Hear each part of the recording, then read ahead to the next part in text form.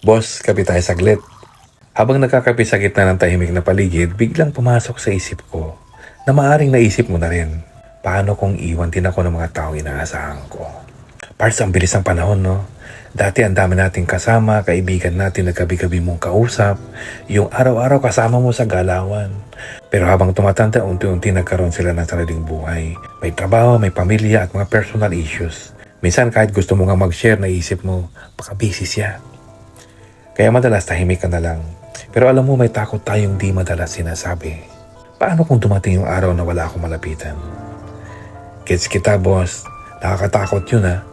Pero tandaan mo, hindi porket nagbago ang tao, iniwan na tayo. May mga umalis, pero may dumarating din, di ba? At higit sa lahat, may Diyos na laging nandiyan. Siya lang ang hindi nagbabago at hindi nangiiwan. Kaya kung pakiramdam mo lumitang mundo mo habang nagkakaedad, huminga ka lang. Baka hindi ka nag-iisa. Baka nagbago lang ang paraan ng pagsasama.